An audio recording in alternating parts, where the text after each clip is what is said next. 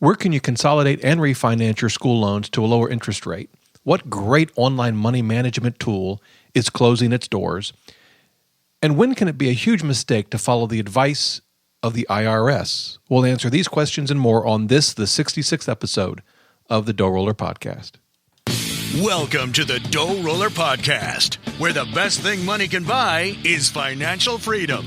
We help you make more, spend less, and invest the rest. And now your host, Rob Berger. Whether you're just starting out, buried under a mountain of debt, or well on your way to financial freedom, this is the podcast to help you take your finances to the next level. Hey, everybody, this podcast is sponsored by Betterment, the most preferred automated investing service. Betterment has cutting-edge technology to optimize returns, minimize taxes, and save you time and money. Join over 34,000 customers who have already streamlined their portfolio management at betterment.com/roller. That's betterment.com/ROLLER. Well, I did. There was a first for me in podcasting. I did something the other day that I've never done before, and it wasn't a particularly good thing. So here's the deal. I interviewed someone, a CEO no less, of a company I'll talk about in just a minute. And the interview went very well. Enjoyed the interview. Thought it would be very helpful for you all. It's an interview of a CEO of what I think is one of the best online money management tools out there, one I've talked about in the past. And when I record a podcast, and this is true whether I'm interviewing someone or just talking like now, I have this big mixing board in front of me, and I've got this microphone, large microphone, of course, and everything gets recorded down to a digital, handheld digital recorder. Then I take the memory card out, pop it into the computer, and can transfer the file over to the computer and process it and whatnot. And I've always been concerned that I would interview someone and then accidentally delete the interview. Well, that's exactly what I did. A couple of days went by. Normally when I do an interview, to avoid that, I immediately transfer it to my computer. Well, I didn't do that this time. And a couple of days went by and I totally forgot about it, and I reformatted the disk, the memory card, and wiped out the interview. I could not believe it. And I was embarrassed. I emailed this company and I explained to my contact there what happened, very apologetic, sorry, I'd be happy to redo the interview. This never happened before. And he, understandably, he was just busy, couldn't get to it right away. Maybe we'd get back to it. Well, that was the CEO of Manila, which is, I think, a great online tool to help you manage all of your bills. And I've mentioned it in the past, and I'm sure many of you either have used it or are using it now.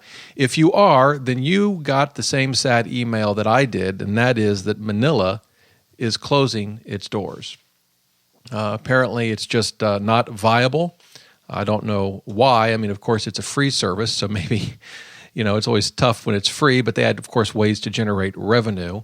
But I received an email just a day ago saying that they will be closing on July 1 of 2014.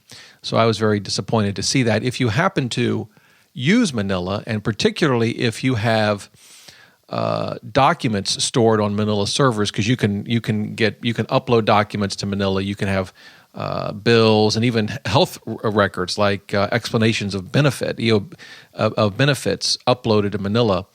You'll want to make sure you download anything that's important and that you need. So unfortunately, Manila will be closing their doors effective July 1 of 2014. We'll be sorry to see them go. And I guess, I don't know, maybe it was prophetic that I deleted the interview of the Manila CEO. I don't know, but I'm sad to see them go.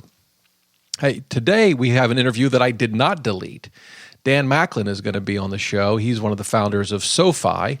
And it's funny, I got an email from a reader who, and I've actually gotten a couple, but it dealt with school loans. And, which school loan should you pay first?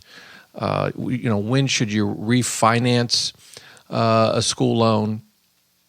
Questions like that. And at the same time, someone from SoFi reached out to me. And I'd never heard of SoFi, and we started talking, and they are a company, as you'll hear, that can help you refinance and consolidate student loans. Now, you'll see they're not for everyone, and Dan and I will talk about that in the interview. So it'll be important, to focus on that as we work through the interview. But we're going to have Dan on the show in just a little bit. Before I get to that, another cautionary tale. So here's the deal. This deals with IRA rollovers. I read about this in the Wall Street Journal. Laura Saunders reported on it, and it's about a case, Bo Brow versus the commissioner of the IRS. So here's the deal. A veteran tax lawyer did an IRA transfer, an IRA rollover. I'm going to have a whole podcast on this because I've rolled over 401ks to IRAs. I've rolled over IRAs to a different custodian for my IRA, and I'm going to walk through why you might do that, how you go about doing it. The good news is it's really simple, well, until it's not, and that's the cautionary tale I have for you today. So here's the deal.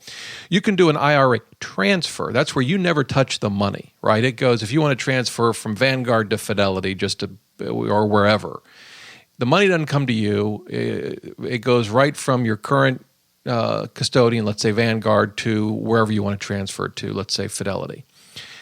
You don't see the money. You don't touch the money.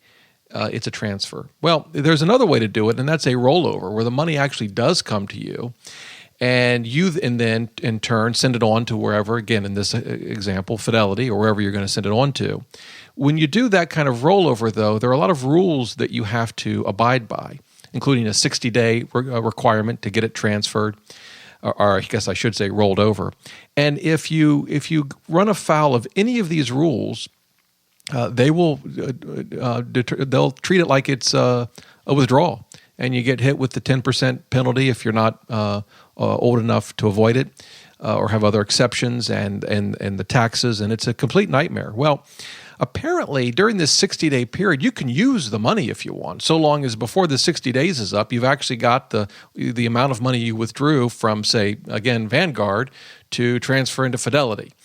And apparently this lawyer, Bo Brow, was doing this repeatedly, and it was his view that you could do this type of IRA rollover once every 12 months for each individual IRA that you owned. So if you had, an IRA at Fidelity, and you had one at Betterment, and you had one at Vanguard, you could do this IRA rollover every 12 months for each of those.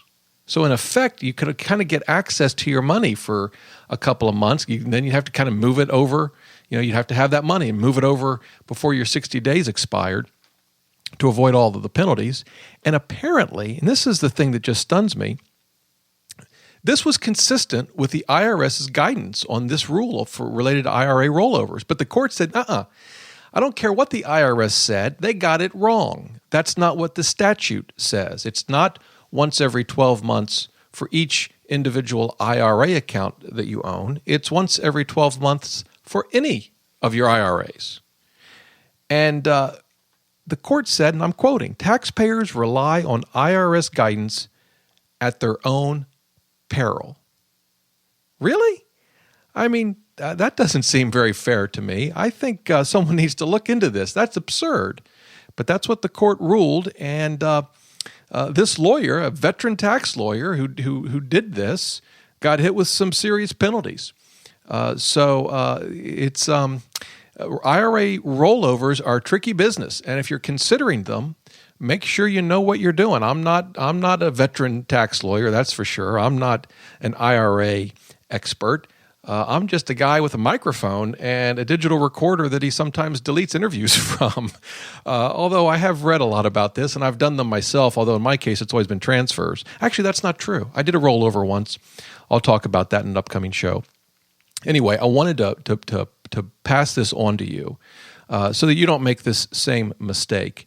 And again, just to finish this article, and this is reading from the article, what they describe the IRA rollover. This maneuver, a taxpayer withdraws assets from a regular IRA or Roth IRA and redeposits them into a similar account within 60 days. During that period, he or she can use the money without owing taxes or penalties. That's right from the Wall Street Journal article. That's what it is, but boy, you got to be careful, because if you mess it up, it could really hurt. And I guess you can't take much comfort if you're relying on IRS guidance, because if they get it wrong, if their guidance is contrary to the statute, you may end up in trouble. So if you're going to do an IRA rollover, make sure you know what you're doing and get the advice from a certified financial planner or other expert, if need be, to make sure that you get it right. Okay, there you go. I was stunned when I read that. Anyway, hopefully if you do the IRA rollover, you follow all the rules. Okay, so I want to turn over to the interview with Dan Macklin from SoFi. Let's welcome him to the show. Dan, welcome to the show. Hi, Rob. Great to be here. Hey, I appreciate you taking time out of your day to talk with us. As I mentioned, before we started recording, I've gotten a lot of email from listeners, who have school loans, and they're wanting to understand how should they consolidate them, should they refinance them. And as I was getting a lot of those emails, someone from SoFi, your company, reached out to me, and so I thought it'd be good to just kind of have you on the show to hear about what your company offers. So to start, Dan, why don't you just give us a little bit of your background and then what SoFi is and what it does for folks? Sure. So again, thanks, Rob, for the opportunity today. SoFi is a student loan refinancing company. How I joined SoFi, I was in banking for about 10 years. I'm originally from the UK. I worked in Asia. I then came to Stanford for a year to the business school and decided at the end of that to start a company with a couple of my classmates. And we were really trying to do something new in the finance space, and we started with student loans.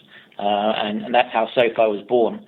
So 2 or 3 years later now, we've evolved to be the largest refinancing company of student loans in the country. So we've refinanced about $500 million, $500 million, and we're helping a lot of people to save money on the loans that they have.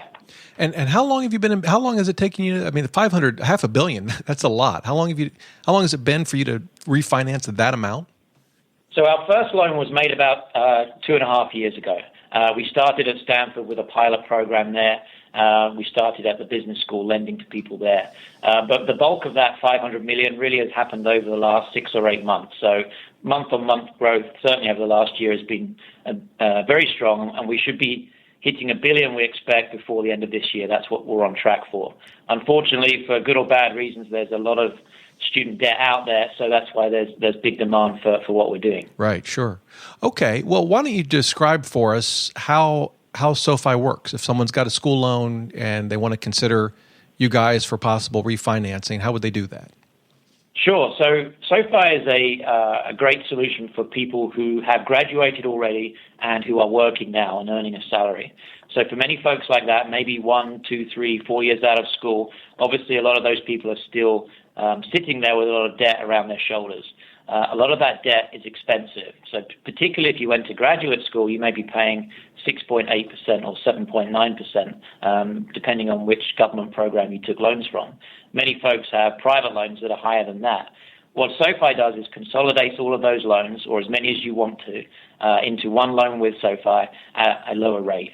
And for people that are refinancing through us, they're typically saving close to $10,000 on average because we're reducing their interest rates by 2, 3, 4, sometimes 5%. So why is that? In other words, why is SoFi able to refinance these loans at lower rates when presumably the original lenders are obviously charging much more? How are you able to do that?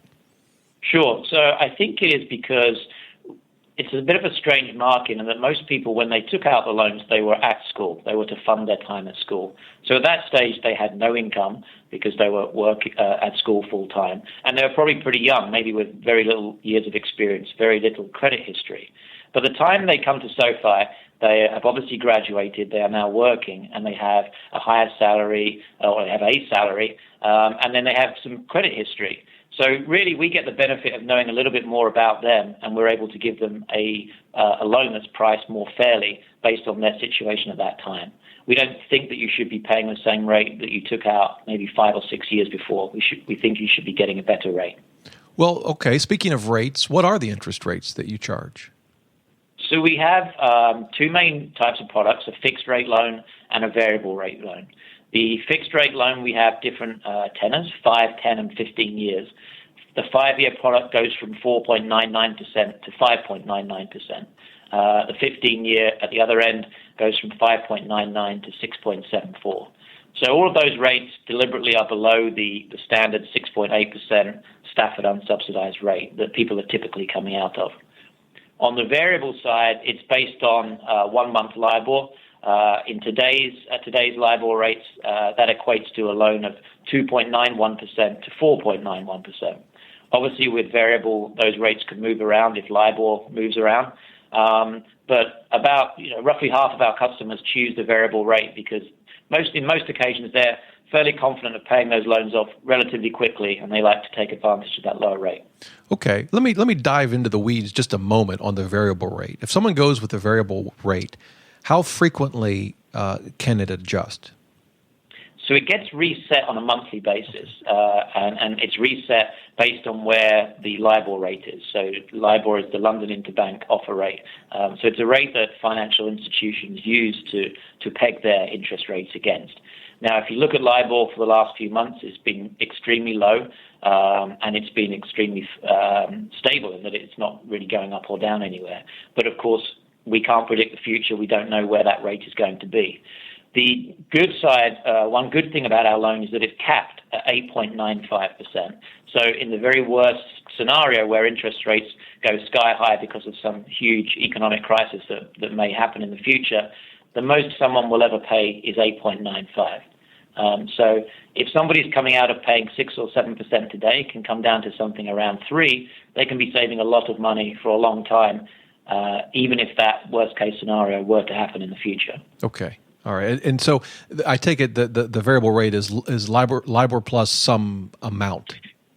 Yes, it's LIBOR plus 2. It's 1 month LIBOR plus 2.75% at the lowest rate.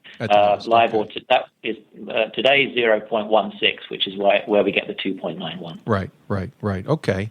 And then so in listening to you here, it almost sounds like that this is more ideal for folks who have unsubsidized loans as opposed to those that have subsidized loans. Is that right? I think so, yes. I mean, if you are paying a loan rate that's 2-3%, something like that already, then the amount of money you could save from SoFi is at the moment anyway, relatively limited.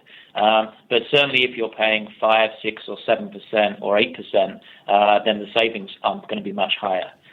So there are convenient savings in that you only have, one loan to pay at the end of each month as opposed to maybe 5 or 6.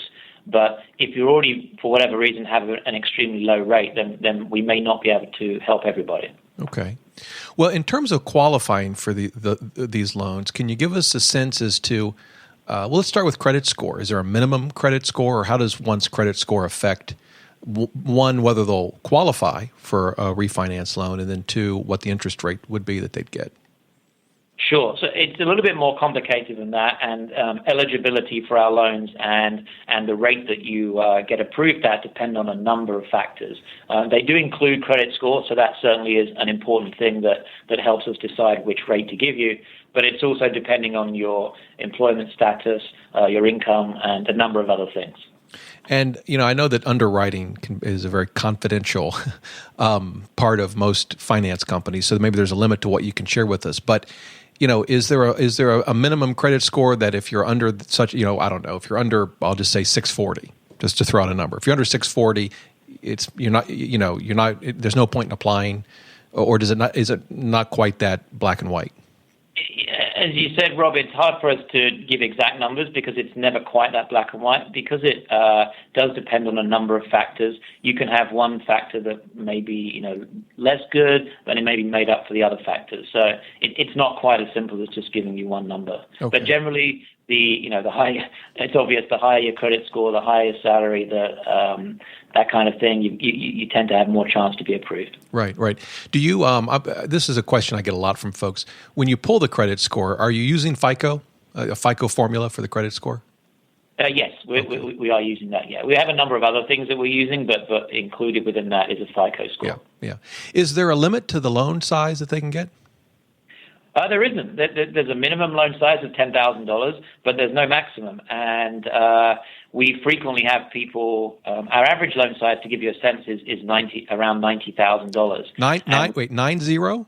90,000, 90. Yeah, oh, correct. Oh my word!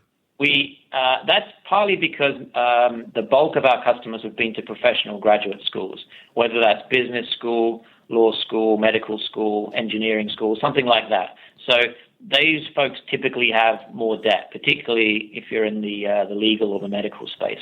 We've had people over 200, over 300, and a few over 400,000. I was going to ask you what the record was. Over $400,000? I think actually we've had one over 500,000 as well. So they're not typical, fortunately, but we certainly have a lot of people over $100,000. Did you just say you have someone over $500,000 in school loans? We did. It's unusual to go that high. This person was earning a very good salary in the medical space. So there are folks that incur a lot of debt in medical school and then still have good career prospects, but that person's saving themselves a lot of money. That's for sure. Yeah, I can imagine with that kind of loan, SoFi would be a godsend if you can get your interest rate cut by a couple of points. Okay, well, so that's helpful. Is there, in terms of eligibility, does it matter where you live? Are you in all 50 states? We're not quite in all 50 states. We're in the majority. We're in 41 states. It's on our website, but the most popular states we're in, so we cover around 90. I think it's 96% of the population. And you have to register with each state, correct?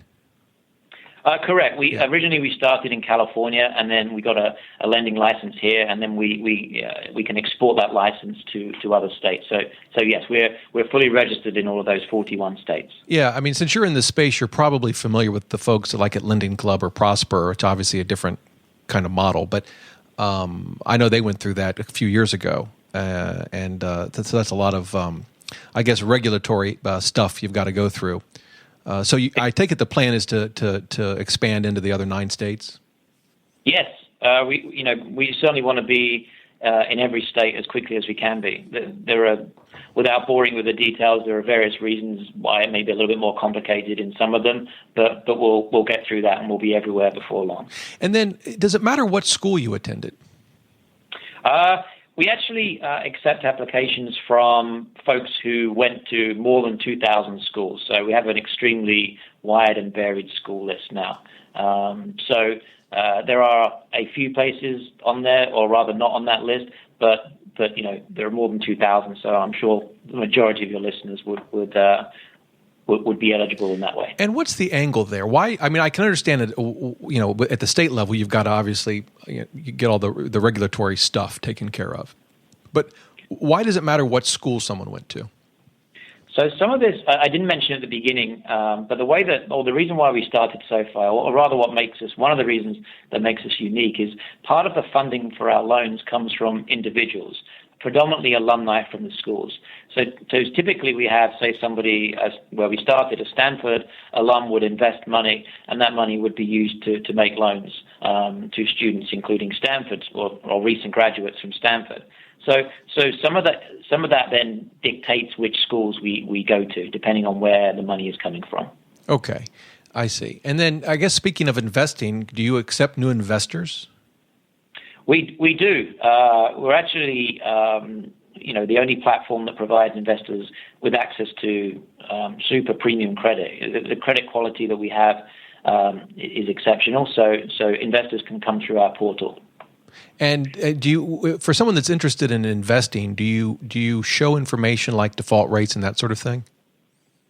Yes, we do. It's a very heavily regulated industry, as you can imagine. It's limited to accredited investors. So these are relatively wealthy folks with $1 million in net worth or a very good salary. So it's not yet a mass market investment product, and we're making moves in that direction.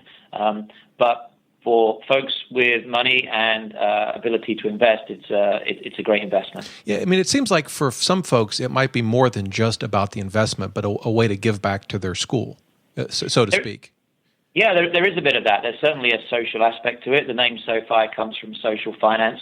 We take pride in the fact that that we think that we're doing good things in that we're helping to save young people lots of money and help them to get on with their lives and start families and get married and do all those things that cost money, and student loans may be preventing them from doing that when they really want to. So there's certainly a social aspect, but honestly speaking, I think most people do it for the return. Yeah, or maybe a combination of the two. All right, but if there are folks listening and they happen to be accredited investors, this would at least be an option they could consider if they wanted to. Correct. On our website, you can get more information, and we have a team here that's set up to provide that information. Okay. And then I guess just a last question on the borrowing aspect. If someone can fill out an application, if they get approved, they're going to get a certain interest rate, and they can see this information before they actually decide to go forward? That's correct. So there is no obligation to take a loan when you apply. By law, we're not allowed to do that. We wouldn't do that anyway. So you can apply. It's a very quick process. It takes about 5 minutes online, very few pieces of information we need. We will then give you an approval decision, and we will importantly give you the rate that you've been approved at. If you aren't saving enough money or you don't wish to proceed for whatever reason, you're free to walk away. There's no commitment whatsoever. And how long does it take, if someone takes 5 minutes to fill out the information, how long does it take SoFi to actually decide whether they're going to approve it and at what rate? Pretty quickly. So we actually approve instantaneously a huge number of our applicants. So you would get a decision literally within 20 seconds. For some folks, we have to do a little bit more thinking. They may be more on the edge, so it may take a day or so, but it's extremely quick. The whole process from applying to getting a SoFi loan can be as small as 7 days. Okay, great. All right, a couple other things that I saw. One is that you have what's called a job search assistance. What is that? So this is in the ethos of the company. We want to be more than just a good loan. We want to actually provide services and benefits beyond that. So our job search assistance falls into that category. We have a team here of people who are set up to help our SoFi customers, our SoFi members, with their careers. That typically comes into effect if you've had an unfortunate incident and you've lost your job. And we've had a few of those, and we've actually helped more than 28 people to find new jobs using this career coaching and job search assistance. Okay. And then I noticed you have an entrepreneur program and a veterans program. Can you just kind of give us at a high level what those are about? Yeah, the entrepreneur program, we're very proud of that. We've helped 23 of our borrowers who've started their own companies. And that help manifests itself in a variety of ways. Principally, we can defer that person's loans for up to 12 months, which is obviously a huge benefit to that individual. They don't have that financial burden around them, and they can concentrate on starting their company. But more than that, we then give them the ability to connect with investors. So obviously through our own activities as a company, we know many investors. A lot of the people investing in the loans are interested in funding these types of companies. So we've managed to pair up our borrowers who've started companies with investors, and we've helped a lot of them to start their own companies, which I think is a great thing. Yeah, and that's the entrepreneur program. Correct. And then you have a veterans program. So the veterans program is a way, obviously a large number of our customers who've been to graduate school or undergraduate school are veterans, and a large number of our investors are also veterans. So we provide the ability for that connection there. Okay. And then are fees, are there, apart from obviously the interest portion of the loan, are there other fees that a borrower has to pay? No. So there are no origination fees with the loan. So there's no upfront cost to refinancing with SoFi. And then at the back end, there are no prepayment penalties. So you are free to pay perhaps $100 extra a month every month. There'll be no charge for that. And equally, if you get a nice bonus or you run into some money and you want to pay a big chunk off, there's no fee for that either. Okay. And I take it payments are automated? Are they directly taken from a checking account? You have all that automation sort of built in? Sure. We prefer auto pay, so you can pay directly from your checking account, from your bank account on a monthly basis, and we actually give a 25 basis point deduction for that, 0.25% off if you do that. And I think about 95% of our customers do that. Sure. Okay. Well, that's terrific. I almost kind of wish you guys were around when I was paying off my law school loans, but that's a whole nother topic. What's next for SoFi? Are you going to go beyond school loans? Yeah, we actually just have. In the last couple of months, we've started to move into the mortgage business. So we have a license in California. We're doing a small pilot here with some of our student loan borrowers, refinancing borrowers who are now buying their homes. And we're looking to grow that and to build that out to the rest of the country over the rest of this year. And then we'll be launching additional financial products after that.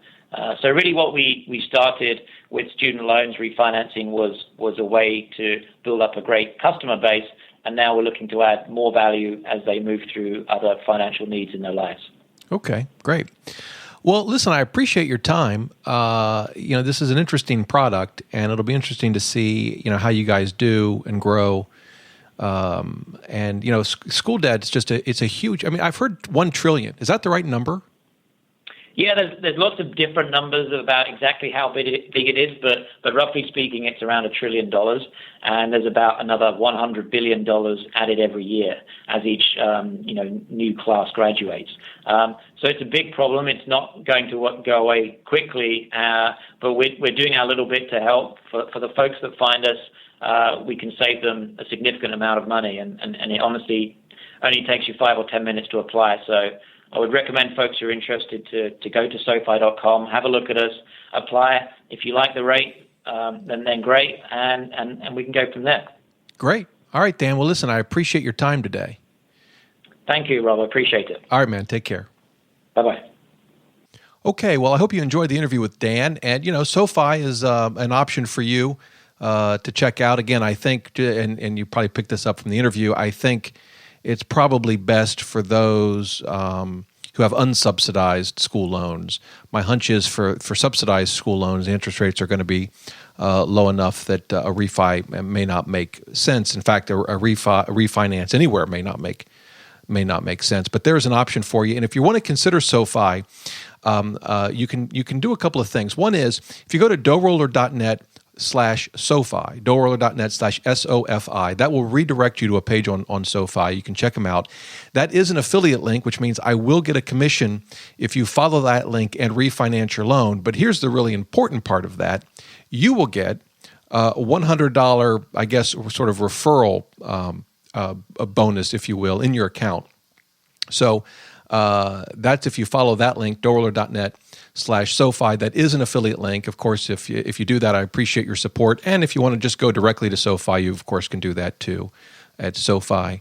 The other thing I want to mention before we bring the show to a close is I really appreciate those of you who have taken the time to review this podcast on iTunes. I'm looking at the page now. I've got 57 reviews. They've been very helpful to me to see what I'm doing right, what I can improve on. And so if you haven't yet, I'd appreciate it if you just take a couple of minutes, give me an honest rating and review of the show. You can obviously go into iTunes to do that. You can also check out the iTunes page by going to doughroller.net /iTunes. That will take you to the iTunes page where this podcast resides. So with that, we bring the show to a close. You can get the show notes, including a transcript of the interview with Dan. Just go to doughroller.net/podcast 66. That's podcast 66. You can subscribe to our weekly newsletter, doughroller.net /newsletter. It goes out every Saturday, packed full of links to articles that can help you make the most of your money. And as always, you can email me about anything.